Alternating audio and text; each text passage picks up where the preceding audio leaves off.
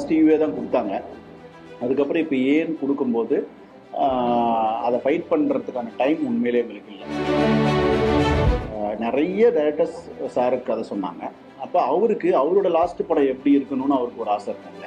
அப்போ எல்லாரும் சொன்ன கதையை விட அவருக்கு இன்னொரு கதை பிடிச்சிருக்கு. அதுக்கு அடிப்படை காரணம் என்னென்னா அவருக்கு அந்த விமன் எம்பவர்மெண்ட் மேலே இருக்கிற ஒரு ஆர்வம். எவிடன்ஸாக இருக்கிறது மட்டும்தான் நம்மளால் பேச முடியும். அதுக்கு தான் நமக்கு ஆதாரங்கள் இருக்குது. இப்போ ஆஃப் தி ரெக்கார்டாக ஒன்று நான் பேசுகிறேன், அப்போ எனக்கு அது எவிடன்ஸ் இல்லை. அது ஒரு பெரிய இன்ஸ்டியூஷன், ஒரு பெரிய ஒரு டெல்லி கவர்மெண்ட்டோடைய பவர்ஃபுல்லான இன்ஸ்டியூஷன் அது. அப்போ நான் ஒரு ஆதாரம் இல்லாமல் ஒரு விஷயத்தை எப்படி பேச முடியும்? அவர் சட்டமன்றத்துக்கு வர்றதுக்கு முன்னாடியே அது படத்தில் இருக்குது. இப்போ அதுக்கப்புறம் தானே அவர் சட்டமன்றத்துக்கு வந்தார். அப்போ அதனால் அவர் படத்தில் பண்ண செய்கையை வேணால் சட்டமன்றத்தில் பண்ணியிருக்காருன்னு சொல்கிறாங்க. லீக் ஆச்சு, இந்த மாதிரி நிறைய டவுன்ஃபால் ஈவெண்ட்ஸ் இருக்குல்ல. இந்த எல்லா ஈவெண்ட்ஸ் அப்பையும் ஹீரோ கிட்ட சரி என்ன நடந்தாலும் லாஸ்ட் வரைக்கும் நான் உங்களோட இருப்பேன் அப்படின்ற ப்ராமிஸாக அவர் டே 1 சென்சாரில் படம் ரிலீஸ் ஆகுறதுக்கே கொடுத்தேன். ஃபஸ்ட்டு நாளே இது சொல்லிட்டாங்க, 200% விஜய் சார் படம். ஒரு 3 மணி நேரம் படத்தில் 2.5 மணி நேரம் விஜய் சாரை கொண்டாடி பாருங்கள். ஒரு 1/2 மணி நேரம், லாஸ்ட் 1/2 மணி நேரம் அமைதியாக உத்து கவனமாக பாருங்கள். அது நம்ம லைஃப்பை பண்ணுறோம். ஜனநாயகம் குறித்த பிரச்சனையை சொல்ற தைரியமும் இல்லை. சொன்னா நீங்க இல்லை, அது நேரம் சொன்னது தான். சொன்னது அவ்வளோ பெரிய ஆளுக்கு பிரச்சனை வரனா அதை விட பெரிய ஆட்கள் கிட்ட தான் இருக்கும். 7 மாதங்கள் பல தடைகள், பல போராட்டம், பல சட்ட போராட்டம், பல மனநிலை தாண்டி வெற்றிகரமாக வருது. அது உங்களோட யோகத்துக்கு உங்க படம் எடுத்தவருக்கு அவசியமாயிடும். இந்த சந்தோஷமான மனநிலை எப்படி இருக்கீங்க? கடந்த வந்த பாதையை பற்றி இதுல ஏன் யோகம் என்ன இருக்கு?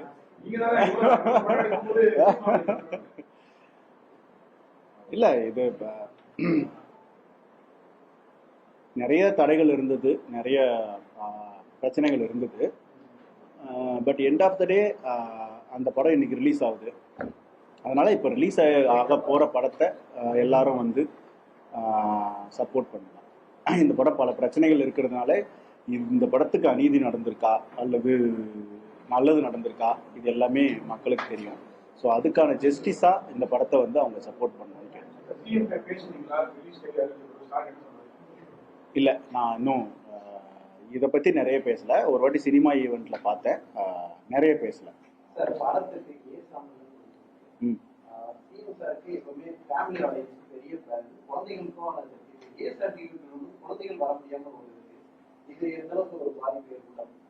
இல்லை, அது எல்லாருக்கும் வருத்தம் தான். எங்களுக்கும் ப்ரொடியூசருக்கு கஷ்டம்தான், எனக்கும் வருத்தம் தான். ஸோ அது கொஞ்சம் கஷ்டம்தான். பட் ஆனால் எங்களுக்கு அதை ஃபைட் பண்ணுறதுக்கான டைம் உண்மையிலே இல்லை. இப்போ ஒரு சர்டிஃபிகேட் கிடச்சிருக்கு, அந்த படத்தை ரிலீஸ் பண்ணுறது தான் எங்களோட ஃபஸ்ட்டு ப்ரியாரிட்டியாக இருக்குது. அதை எதிர்த்து ஃபைட் பண்ணி அந்த சர்டிஃபிகேட்டை, ஏன்னா ஃபஸ்ட் ஈவே தான் கொடுத்தாங்க. அதுக்கப்புறம் இப்போ ஏன்னு கொடுக்கும்போது அதை ஃபைட் பண்ணுறதுக்கான டைம் உண்மையிலே எங்களுக்கு இல்லை.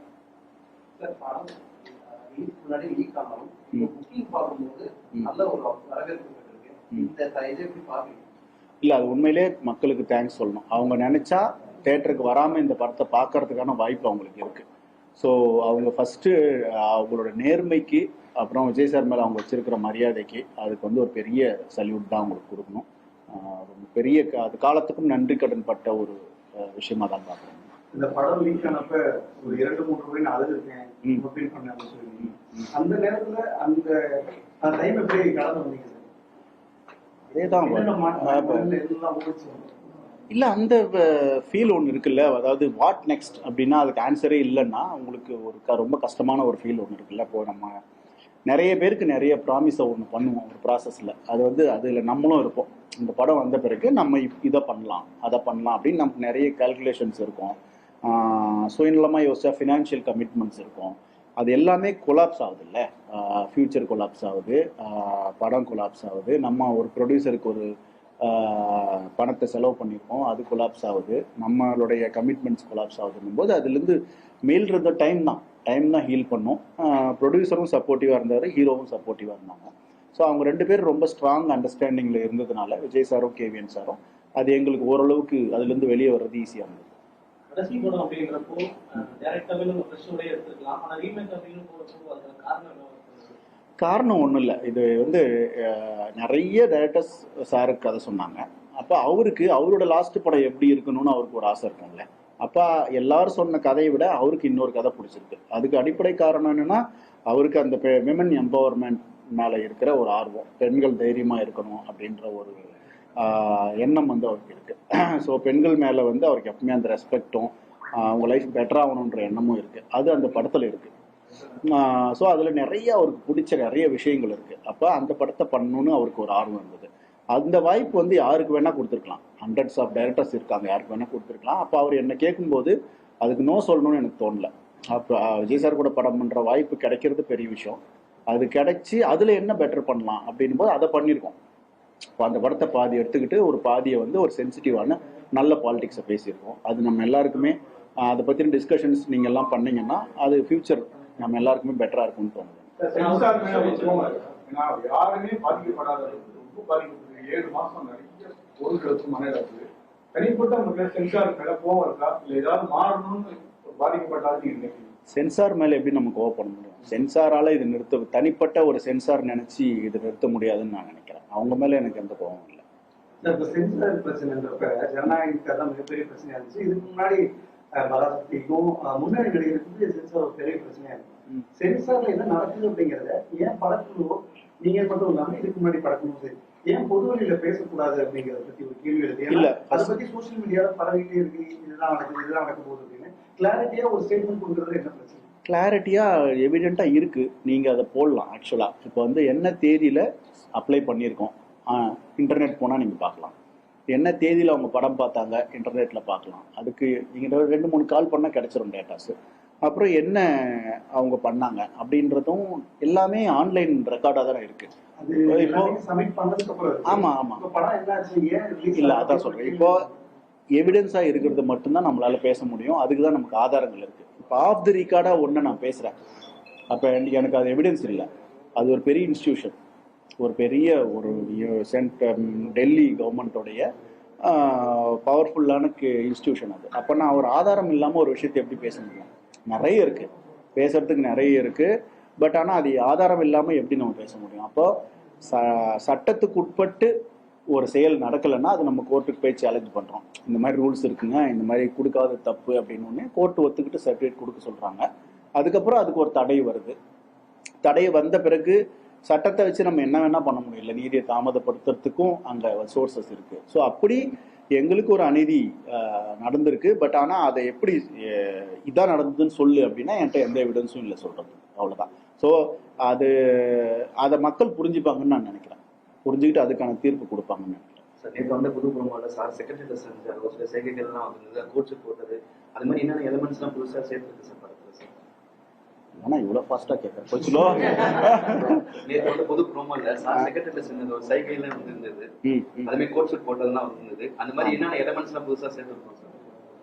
எலமெண்ட்ஸ்னா சென்சார் மாறினதுனால அதுல கட்டான நிறைய விஷயங்கள் புதுசு தான் ஆட் ஆயிருக்கு.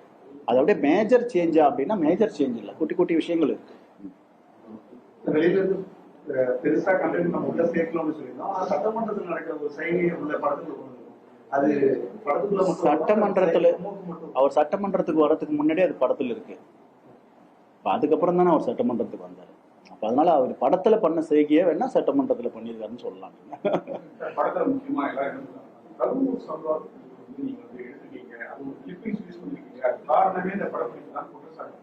உண்மையிலே அந்த கரூர் கூட்டம் அந்த இதெல்லாம் எடுத்துக்கீங்களா வச்சிருக்கீங்களா? அந்த இதுக்கும் இப்படி ஏதாவது சம்பந்தம்? அது எல்லாம் அந்த மேட்டர்ல எல்லாம் உங்க எல்லார் மேலேயும் எனக்கு வருத்தம் இருக்கு. நான் எங்க இருந்தேன்னு கண்டுபிடிக்கிறதுக்கு உங்களுக்கு எவ்வளவு நேரம் ஆகும்? யூனிட்டே போனாலும் உங்களுக்கு எவ்வளவு நேரம் ஆகும் கண்டுபிடிக்கிறதுக்கு? ஏங்க போய் 4 பேர் போனை ட்ரேஸ் பண்ணீங்கன்னா தெரிஞ்சிட போகுது. எங்க வீட்டு சிசிடிவியை பார்த்தா தெரிஞ்சிட போகுது. எவ்வளவு நீங்க என்னென்னமோ கண்டுபிடிக்கிறீங்க, இது எவ்வளவு நேரம் ஆகும் கண்டுபிடிக்கிறதுக்கு? என்னன்னா இது ஒரு ஸ்பெகுலேஷன். அதை யார் பண்ணாங்க, எதுக்கு பண்ணாங்க அப்படின்றது உங்களுக்கு தெரியும்.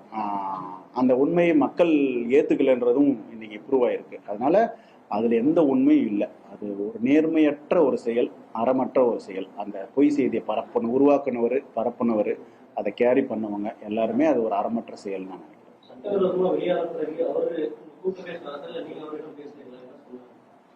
இல்ல அதுதான் சொன்னேன். இந்த படத்துக்கு நிறைய ப்ராப்ளம்ஸ் திரும்ப திரும்ப வந்தில்ல. ஃபஸ்ட்டு ஒரு சென்சார் கிடைக்கல, கேஸ் போட்டோம் கிடைக்கல, லீக் ஆச்சு. இந்த மாதிரி நிறைய டவுன்ஃபால் ஈவெண்ட்ஸ் இருக்குல்ல. இந்த எல்லா ஈவெண்ட்ஸ் அப்பையும் ப்ரொடியூசரும் ஹீரோவும் மொத்த யூனிட் கூட நின்னாங்க. They are very very strong. Producer KVN sir call பண்ணி ஹீரோ கிட்ட, சார் என்ன நடந்தாலும் லாஸ்ட் வரைக்கும் நான் உங்களோட இருப்பேன் அப்படின்ற ப்ராமிஸை அவர் டே 1 சென்சாரில் படம் ரிலீஸ் ஆகாத போய் கொடுத்துட்டாரு. அவருக்கு எல்லா வாய்ப்பும் இருக்குது. இந்த மாதிரி ப்ரெஸ் முன்னாடி உட்காந்து அவர் கம்ப்ளைண்ட் பண்ணலாம் ஹீரோவை. என்ன வேணால் பண்ண முடியும்ல, என் காசை திருப்பி கொடுங்கன்னு கேட்கலாம், உங்களால் தான் இது நடந்துருச்சுன்னு ப்ளேம் பண்ணலாம். அவர் அதை எதையுமே பண்ணல. லாஸ்ட் வரைக்கும் நான் நிற்கிறேன்னு சொன்னார். அவர் வந்து இத்தனைக்கும் நிறைய படித்தவர். அவர் லாயரு, சிஏ படிச்சிருக்காரு, என்னென்னமோ பிஸ்னஸ்லாம் படிச்சிருக்காரு. ஸோ அவர் வந்து நல்ல நிறைய யோசிக்கிற, நிறைய சக்ஸஸ்ஃபுல்லாக இருக்கிற ஒரு பிஸ்னஸ் மேன். ஸோ அவரு ஸ்ட்ராங்காக நின்னார். அதே மாதிரி ஒரு பெரிய சக்ஸஸ்ஃபுல்லாக இருக்கிற ஒரு ஹீரோ, நிறைய எக்ஸ்பீரியன்ஸ் இருக்கிற ஒரு ஹீரோ, அவரும் ஸ்ட்ராங்காக நின்னார். ஸோ அப்படி இருக்கும்போது எங்களுக்கு இதை கடக்கிறது ஈஸி தான்.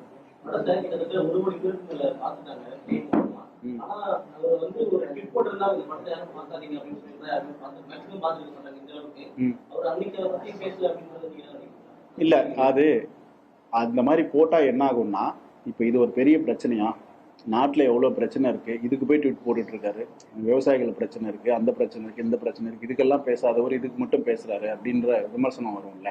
அதனால அதை வந்து அது ஒரு சட்ட பிரச்சனை லீக் ஆனது. அதை ப்ரொடியூசர் பார்த்துக்கிட்டாரு. அவர் லீக் ஆன உடனே இமீடியட்டாக கம்ப்ளைண்ட் கொடுத்தாங்க. அதுக்கு ரிலேட்டான ஆளுங்களை அரெஸ்ட் பண்ணாங்க. அவங்க போலீஸ் விசாரிச்சாங்க, யார் பண்ணதுன்னு கண்டுபிடிச்சாங்க. அவங்க மேலே தண்டனை, அவங்களுக்கு குண்டாஸ் போட்டிருக்கு, கேஸ் நடந்துட்டு இருக்கு, நிறைய வாட்டி வந்து அவங்களோட பெயில் ரிஜெக்ட் ஆயிருக்கு. ஸோ அது எல்லாமே உங்களுக்கு தெரியும். ஸோ அதனால இதுல விஜய் சார் இன்வால்வ் ஆகிறது வந்து மேலும் அந்த விமர்சனங்களை டிவியேட் பண்ணுன்றதுனால அவர் இன்வால்வ் ஆகலன்னு நான் நினைக்கிறேன். சார், இந்த கரூர் சம்பவம் மாதிரியே விஜய் சார் வின் பண்றதுக்காக தான் இணையத்துல வந்து சட்டவிரோதமா அவங்களே லீக் பண்ணிட்டாங்க அப்படின்னு ஒரு செய்தி வந்து, அந்த செய்தி பார்க்கறப்போ உங்களுக்கு எப்படி இருந்துச்சு? கஷ்டமா இருந்துச்சு. இல்ல, அது ஒரு அப்படி யோசிக்கிறது எவ்வளோ டஃப்பான வேலை. இந்த படம் வந்து ஒரு 400 கோடி ரூபா இருக்கும், ஓகேங்களா? 400 கோடி ரூபா படத்தை ஒன்று வேணும்னே லீக் பண்ணுறதுன்னு வச்சுக்கோங்க. சரி, அப்படி ஒன்று நடந்தால் அதை கண்டுபிடிக்கிறதுக்கு அப்போ இருந்த அவரு அரசியல்வாதி இல்லை, அவர்கிட்ட இன்ஸ்டிடியூஷன்ஸ் இல்லை, அவர்கிட்ட ஸ்டேட் இன்ஸ்டிடியூஷன்ஸும் இல்லை, சென்ட்ரல் இன்ஸ்டிடியூஷன்ஸும் இல்லை. அப்போ இவங்கெல்லாம் சேர்ந்து கண்டுபிடிக்கிறதுக்கு எவ்வளோ நேரம் ஆகும்? அவங்களே லீக் பண்ணணும். மேட்ரு ஆஃப் ஹவர்ஸில் அவங்க கண்டுபிடிச்சிடலாம், இல்லை மேட்ரு ஆஃப் டேஸில் கண்டுபிடிச்சிடலாம். அப்போ இவ்வளவு எவிடன்ஸு, நீங்கள் வந்து ரேஷனல் திங்கர்ஸ் நிறைஞ்ச மாநிலம் தமிழ்நாடு இல்லை. அப்போது இவ்வளோ எவிடன்ஸாக ஒரு விஷயம், எவிடன்ஸோட ஒரு விஷயம் வந்து காட்டப்பட்டு கூட அப்போ நீங்கள் இப்படி ஒரு கம்ப்ளைண்ட் பண்ணுறீங்கன்னா வெறும் அரசியல் லாபத்துக்காக பண்ணுறாங்கன்றதை மக்கள் புரிஞ்சுக்கிட்டாங்கன்னு நான் நினைக்கிறேன். நீங்கள் சமீபத்தில் 6 மாதத்துல நிறைய இணையத்துல வர செய்திகளை பார்த்துருப்பீங்க. நீங்க சமீபத்தில் நேர்காணல் கூட சொல்லிருக்கீங்க, நிறைய பொய் சொத்துக்கள் அதுல பண்றாங்க, அது உண்மையில சொல்றதுக்கும் பொய்னு சொல்றதுக்கும் அவங்களே விளையாடுறாங்க. எவ்வளவு கோபமா இருக்கு இந்த இணையம் இப்படி ஒரு செயல் இப்ப நடந்துட்டு இருக்கிறது? இல்லை, எனக்கு கோபம் அந்த மாதிரிலாம் இல்லை, பயமா தான் இருக்கு. என்ன பயமா இருக்குன்னா, நம்ம இந்தியா இன்னைக்கு வந்து ஒரு நம்பர் 1 எதில் இருக்குன்னா பொய்களை உற்பத்தி பண்றதுல தான் இருக்கு. நம்ம என்ன உற்பத்தி பண்ணணும், வேர்ல்டில் அவன் என்னென்ன உற்பத்தி பண்ணிருக்கான், நம்ம ஏராளமான பொய்களை உற்பத்தி பண்ணிட்டே இருக்கோம். ஹிஸ்ட்ரியை பேஸ் பண்ண வரலாற்று பொய்கள், ஜாதியை வச்சு பொய், மதங்களை வச்சு பொய், பிஹேவியர்ஸ் வச்சு பொய். இந்த பொய்கள்லாம் என்ன பண்ணுதுன்னா, ஒருத்தனை வந்து காம்படிட்டிவ் மைண்ட் செட்டை கிரியேட் பண்ணாமல் அவனுக்கு வந்து ஒரு இன்செக்யூரிட்டி மைண்ட் செட்டை கிரியேட் பண்ணுது. இவனால தான் நம்ம ஜெயிக்கலை, இவனால தான் நம்ம எல்லாத்தையும் இழந்துட்டோம், இப்படின்ற ஒரு இன்செக்யூரிட்டி மைண்ட் செட்டை கிரியேட் பண்ணுது. ஸோ அது வந்து ஒரு தேசத்தோட வளர்ச்சிக்கு ரொம்ப ஆபத்து. ஸோ ஒரு பொய் வந்து ஒரு மனுஷனை முட்டாளாக்கிடும். முட்டாள்கிட்ட எந்த கேள்விக்காவது பதில் இருக்குமா? அப்போ அவன் என்ன பண்ணுவான்? அவனை நீங்கள் திரும்ப திரும்ப கேட்டிங்கன்னா கோவம் வந்துடும், அவனுக்கு வயலன்ஸ்குள்ளே போவான். ஸோ அதனால் இந்த என்னுடைய பர்சனல் விருப்பம், இந்த பொய்களை உருவாக்குறவங்களை தடுக்கிறதுக்கும் பரப்புறவங்களை தடுக்கிறதுக்கும் சட்டங்கள் வேணும். அது உற்பத்தி பண்ற வெறுப்பை தடுக்கிறதுக்கு சட்டங்கள் வேணும்னு நினைக்கிறேன். முதல் நாள் இந்த படம் வந்து 150 கோடி ரூபாய் உலக லெவலில் வசூல், தமிழ்நாட்டில் 50 கோடி ரூபாய் வசூல். புது சாதனையை வந்து உருவாக்கணும். இந்த சாதனையை வருங்காலத்துல இப்போதைக்குள்ள படங்கள் உதவி பண்ணக்கூடாது அப்படின்னு ஒரு தாக்கல் இருக்கிற மாதிரி பேசிட்டு அது நடக்கும் 150 கோடி 50 கோடி நடக்கும் அப்படின்னா, நான் வந்து உங்ககிட்ட ஒரு வைக்கிற வேண்டுகோள் என்ன, இந்த கேள்வியே நீங்க இனிமே எங்கேயுமே கேட்காதீங்க. ஏன்னா இது வந்து மக்களுக்கு ஒரு தேவையில்லாத பிரச்சனை. அவங்களுக்கு அந்த படம் என்டர்டைனிங்கா இருக்கா, ஒரு எஜுகேஷனலா இருக்கா, அந்த படத்துல அவங்க என்ன தெரிஞ்சுக்கிட்டாங்க, அவங்க லைஃப் அது ஏதாவது பெட்டர் பண்ணிச்சா, அதுதான் நம்ம விவாதிக்க வேண்டிய விஷயம்னு நினைக்கிறேன். நீங்க அதை தான் கொண்டு போகணும்னு நான் நினைக்கிறேன். முதல் நாள் டிக்கெட், முதல் நாள் விஜய் சார் அஜித் சார் படத்துக்குலாம் எவ்வளவு ரேட் கொடுக்கணும். இப்போ வந்து அவங்க சிஎம் ஆயிருக்காங்க. அது வந்து அரசும் கண்காணிக்கும். ஒரு லஞ்சம் வாங்கினா அந்த நம்பர் எல்லாம் பேசுங்க அப்படிங்கிறாங்க. அதே மாதிரி முதல் நாள் டிக்கெட்டோ அந்த முதல் ஷோ டிக்கெட்டோ அதிக விலைக்கு விட்டா இந்த ஏதாவது புகார் பண்ணுங்க நடவடிக்கை எடுக்குன்னு அறிவிப்பாங்க. அது நீங்க என்கிட்ட கேட்டா எப்படி? நான் சம்பந்தப்பட்ட ஆளுகிட்ட கேளுங்க, அவங்க பதில் சொல்லுவாங்க. இல்ல அது ப்ரொடக்ஷன் தான் தெரியும், எனக்கு கரெக்டான நம்பர்ஸ் தெரியல. லக்கி சாமா தயாரிப்பாளர் வந்து டெல்லி பிரதிநிதி அரசியல் எதிர்காலத்துல ஆசை நிகழ்காலத்துல இருந்திருந்தாலே ஆயிருப்பேனே. அதனால நிகழ்காலத்துலயும் இல்ல எதிர்காலத்துலயும் இல்ல. இல்ல நீங்க அரசியலுக்கு வந்து பேசிக்கா வந்து ஒரு ஸ்ட்ராங் மைண்ட் செட் வேணும் உங்களுக்கு. நான் சொல்றது நீங்க நல்லது பண்ணணும்னாலும் செல்ஃபிஷா இருந்தாலும் எப்படி இருந்தாலும் ஸ்ட்ராங்கான ஒரு பிஹேவியர் வேணும். எனக்கு அவ்வளவு ஸ்ட்ராங்கான பிஹேவியர் இல்லை. என்ன கேட்கிறாங்க, நிறைய பேர் ராஜினாமா பண்ணிட்டாங்க, திருச்சி இடைத்தேர்தலாம் வந்து நேரிட பிரதி மாதிரி வினோத் சாருக்கு ஏதாவது ஒரு நான் கேட்டாலும் தரமாட்டாங்க, இவன் அதுக்கு செட் ஆக மாட்டான். ஊடகத்துறையில இருந்து வந்திருக்கீங்க சார். அவர் அரசியல் போறாரு, கடைசி படம் நீங்க அவர் கூட பண்ணும்போது அரசியல் சார்ந்த விவாதங்கள் அவர் கூட இருந்தது இல்ல. இல்ல நான் வந்து மொத்தமாவே அரசியல் அவர்கிட்ட ஒரு 2 வார்த்தை முதல் மாநாடு போட்டப்ப ஸ்பீச் நல்லா இருந்தது சார்னு சொன்னேன். அவ்வளவுதான். அந்த மாதிரி ஏதாவது ஒரு நல்லா இருந்தது அப்படின்றத ஒன்று சொல்லுவேன், அவ்வளவுதான். இது உங்களை மாட்டி வந்து கணக்கு இல்லை. விஜய் சார் நானே ஜெயிப்பாருன்னு நினைக்கல அப்படின்னீங்க. ஆமா. இல்ல நம்ம அவருக்கு ஏகப்பட்ட ப்ராப்ளம்ஸ் வந்தது இல்ல.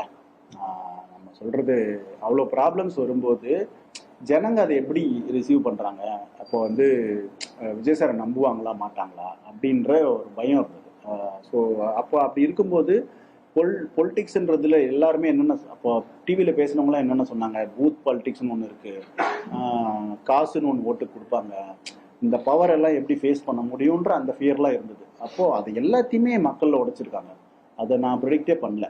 குறிப்பா மக்கள் வந்து காசு வாங்கிட்டு ஓட்டு போடாம போனது ஒரு பெரிய சர்ப்ரைஸ் ஃபேக்டரா நான் பார்க்குறேன்.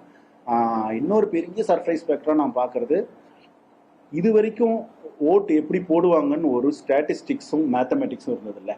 இந்த ஊர்ல இவ்வளவு ஜாதி இருக்கு, இவ்வளவு மதம் இருக்கு, இவ்வளவு கேஷ் ஃப்ளோ இருக்கு, இங்க இவங்க ஜெயிப்பாங்க அப்படின்னு ஒரு மேத்தமெட்டிக்ஸை ரீடிஃபைன் பண்ணியிருக்காங்க மக்கள். ஸோ அது எனக்கு ஆச்சரியமா இருந்து நான் லேர்ன் பண்ணிக்கிட்டேன் அதை. ஸோ இனிமே ஓட்டிங் பேட்டர்னை வந்து இந்த ஃபேக்டரியும் கன்சிடர் பண்ணி பண்ணுவாங்கன்னு நினைக்கிறேன். பொதுவாக விஜய் சார் விஜய் சாரோட படம் ஃபர்ஸ்ட் நாளே இது சொல்லிட்டேன், 200% விஜய் சார் படம். ஒரு 3 மணி நேரம் படத்தில் 2.5 மணி நேரம் விஜய் சாரை கொண்டாடி பாருங்க. ஒரு 1/2 மணி நேரம், லாஸ்ட் 1/2 மணி நேரம் அமைதியா உத்து கவனமா பாருங்க. அது நம்ம லைஃபை பெட்டர் பண்ணும். சார் இப்போ அரசியலுக்கு வந்தாரு, வர நிலைமையில இருந்தா ஐ எம் கமிங் ஒரு வார்த்தை இருக்கு, சிஎம் ஆயிட்டாரு, வார்த்தையை மாத்தல. நீங்க வந்து இதை டைம் மிஷின்ல போய் பாத்துருக்கீங்க. அரசியல் சார்ந்த படங்கள் எதிர்பார்க்கலாம்.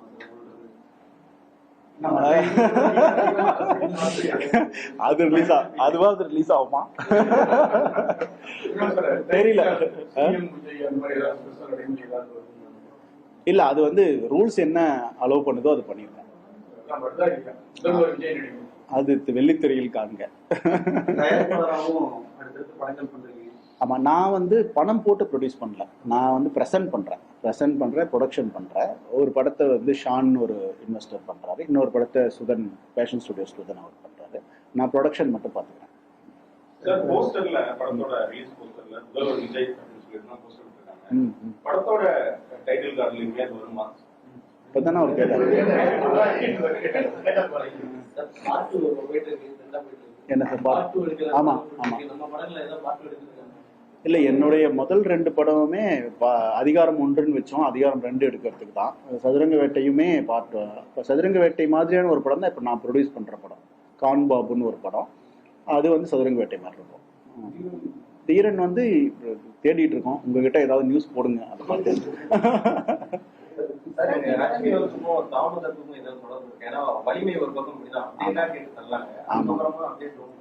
இல்ல நம்ம வாழ்க்கையில இயற்கையும் விளையாடுது, அரசியலும் விளையாடுது. சில செய்திகள் வந்து சம்பளத்தை வந்து விட்டு கொடுத்தாரு, சில கூடங்கள் ரொம்ப ப்ரெஷர் பண்ணி கேட்டாங்க. ஆனா வந்து சார் வந்து ப்ரெஷர் கொடுத்தாரு. அதுல கொஞ்சம் உண்மை கொஞ்சம் பொய். வேற வேற என்ன நடிகர் லட்சுமி வந்து சார் எதிர்பார்க்கலாம். எல்லாரும் இப்ப இயக்குனர் என் அம்மாடி வரதான் இந்த கேள்விக்கு எந்த பதிலும் இல்லை, அது நடக்கிறதும் ஆசை இல்லை. இப்போ படத்துல ஒரு சில காட்சிகள் இருக்கு. நீங்க ஒரு ரூம்ல கூட்டிட்டு சில பொலிட்டீஷியன்ஸ் அட்டாக் பண்ணுவாங்க. ஆமா. இது மாதிரி காட்சியெல்லாம் வந்து ட்ரைலர்ல வந்து தனிப்பட்ட தாக்குதல்கள் மிரட்டல் எதுவும் ஃபேஸ் பண்ணுறது இல்லை இல்லை, கதைக்கு தேவைப்பட்டு தான் பண்ணியிருக்கோம். அந்த மாதிரி பண்ண மாட்டோம். இந்த படம் தனிப்பட்ட மனிதர்களையோ அமைப்புகளையோ கட்சிகளையோ யாரையுமே குறி வச்சு பண்ணல. நமக்கு ஒரு சமூகத்தை நம்மளை சுற்றி நடக்குது இல்லை, அதில் சில வருத்தங்கள், கேள்விகள், பிரச்சனைகள்லாம் இருந்தது. அதை தான் எக்ஸ்பிரஸ் பண்ணியிருக்கோம். இது தனி மனிதர்களை தாக்குற படம் இல்லை. நான் வந்து டே ஒன்லேயே சொல்லியிருக்கேன், எந்த தனி மனிதனையும் தாக்கக்கூடாதுன்றதுல விஜய் சார் உறுதியாக இருந்தார். லட்சுமி வந்து அதிகமாக சோசியல் மீடியாவில் ஆக்டிவ்ல இருக்க மாட்டேன்ற ஒரு ஸ்டேட்மெண்ட் ஆரம்பத்திலே இருக்கு. ஆமா. ஆனால் இன்னொரு பக்கம் பார்த்தீங்கன்னா விஜய் சாரோட ஃபேன்ஸாக இருக்கட்டும், அவங்களோட சொந்தக்காரர்களாக இருக்கட்டும், விர்ச்சுவல் வாரியர்ஸ்னு சொல்லிட்டு சோசியல் மீடியா அதிக ஆக்டிவா இருப்பாங்க. ஒரு பக்கம் ஜனநாயகம் ரிலீஸ் ஆனதுக்கு லீக் ஆனதுக்கு அப்புறமா ஜஸ்டிஸ் ஃபார் ஜனநாயகம் ஒரு ஹேஷ்டேக் ரொம்ப ட்ரெண்ட் ஆகும். ஸோ அந்த டைம்ல சோசியல் மீடியால உங்களுக்கு சப்போர்ட் கொடுக்க முடியல அப்படின்ற மாதிரியான விஷயம் இல்லை, அது தேவைப்படலன்னு நினைக்கிறேன் நான். இப்போ சோஷியல் மீடியாவில் இருக்கிற பிரச்சனை என்னென்னா, நீங்கள் அது உள்ளே வந்தீங்கன்னா உங்களுக்கு நிறைய நேரம் வேணும். நீங்கள் ஒரு வாட்டி நீங்கள் ஒன்று போட்டிங்கன்னா அதுக்குள்ளே நீங்கள் ட்ராப் ஆகிடுவீங்க. அப்போ அதுக்கு நிறைய டைம் வேணும். எனக்கு வந்து அவ்வளோ டைமை ஸ்பெண்ட் பண்ணுறதுல விருப்பம் இல்லை. எனக்கு எப்போ சோஷியல் மீடியா வேணுமோ அப்போ நான் அதை பயன்படுத்திப்பேன். நான் அதோட ப்ராடக்டாக இருக்க மாட்டேன். அதுதான் என்னோட ப்ராடக்டாக இருக்குன்றது தான் என்னுடைய. ஜனநாயகம் சந்தித்த பிரச்சனையை சொல்றது தைரியம் இல்ல, சொன்னா நீங்க ஒளிபரப்புறதுக்கான தைரியம் இல்ல சொல்லிட்டீங்களா இல்ல இருக்காது? இல்லை, அது நேரம் சொன்னது தான். சொன்னது அவ்வளோ பெரிய ஆளுக்கு பிரச்சனை வரனா அதை விட பெரிய ஆட்கள் கிட்ட தான் இருக்கும். அப்போ அவங்களோட பேர்லாம் நான் சொல்ல தைரியம் கிடையாது. அதை நீங்கள் சொன்னாலும் போட மாட்டீங்கன்ற மென்ஷனில் தான் சொன்னேன். வருங்காலத்துல மனம் திறப்பீங்களா சார்? படம் வந்த பிறகு கூட இப்போ சொல்ல முடியாது. அதான் எனக்கு தெரியாதுன்ட்டுங்க. எனக்கு மனம் திறந்துக்கிறது எல்லாம் இருக்கு. புதுன படங்கள்லாம் அவருக்கு ஒரு ரசிகர் மட்டும் இருந்தாங்க. வந்து ஒரு கட்சி தலைவர் சிஎம் ஆயிருக்காரு, எதிர்கட்சி மாற்று கருத்து தான் இருக்கு. அவங்க எல்லாம் அந்த படத்தை எப்படி பார்க்கணும்? நான் வந்து எல்லார்கிட்டையும் கேட்குற கேள்வினா, இது எல்லாருக்குமான படம், எல்லாருக்குமான அரசியல். இதில் பேசப்பட்டிருக்கிற அந்த சென்சிட்டிவான அரசியல் வந்து நம்ம எல்லார் லைஃபையுமே பெட்டர் பண்ணும். அதனால் இது வெறுப்புக்கு எதிரான படம், ஒற்றுமையே பேசுகிற படம். அதனால் இந்த படம் வெறுப்புக்கு எதிராக பேசுகிற இந்த படத்தின் மேலே வெறுப்பெல்லாம் கொட்டாதீங்க அப்படின்றதான் என்னுடைய.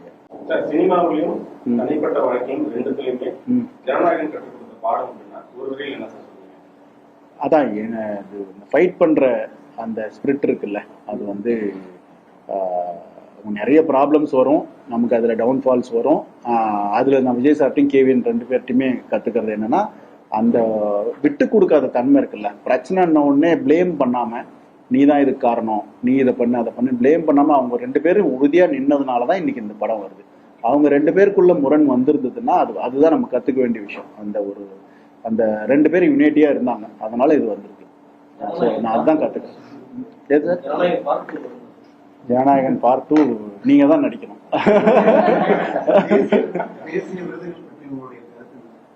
தேசிய விருதுகள் பற்றி என்ன கருத்து? அதுக்கு என்ன பிரச்சனை இல்லை.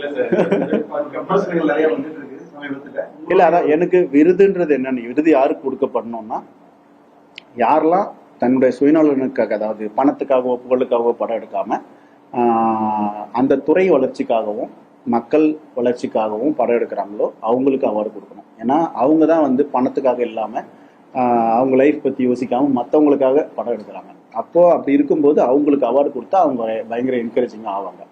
ஆனால் அவார்டு கொடுக்கறதுன்றது ஒரு சின்ன கமிட்டி தான். அதில் சில சமயம் இது வந்து இப்போ சர்ச்சைகள் வந்திருக்குன்னு இப்போ ஒரு இன்டர்வியூ எனக்கு கேட்டாங்க, இப்போ தான் எனக்கு தெரியும். இது இப்போ மட்டும் இல்லை, வர பிரச்சனை ரொம்ப காலமாகவே நடக்குது. ஸோ அப்போ அந்த கமிட்டியில் இருக்கிறவங்களுடைய நாலேஜு, அவங்களுடைய செலெக்ஷன் கெப்பாசிட்டி அதெல்லாம் வச்சு தான் மாறுது. அதனால் விருது கிடைக்காத படங்களை வந்து மக்கள் மனசுக்குள்ளே இருக்குது. மக்கள் மனசுக்குள்ளே போகிறத விட பெரிய விருது ஒன்றும் இல்லை. அதனால் அது ஒன்றும் பெரிய ப்ராப்ளமாக இல்லை. ப்ராசஸில் சில சமயம் சில மிஸ்டேக்ஸ் நடந்துடும், அவ்வளோதான். படம் ஓடிட்டே வெற்றி பெற்றிட்டுனா வந்து பரிசு போடுறாங்க. இவர் வந்து இப்போ நாட்டினுடைய முதல்வர், ஒரு இயக்குனரா அவங்களுக்கு எந்த மாதிரி பரிசு கொடுப்பாரு? ஏன்னா பெரிய நீங்க அவருக்கு எனக்கு படம் கொடுத்ததே பெரிய பரிசு தான், அதை விட பெரிய பரிசு தேவையில்லை. அடுத்த படம் எழுதிட்டு இருக்கேன், எதுவும் பெருசா கன்ஃபார்ம் ஆகலை, அதனால தெரியல, எழுதி முடிச்சுட்டு சொல்றேன்.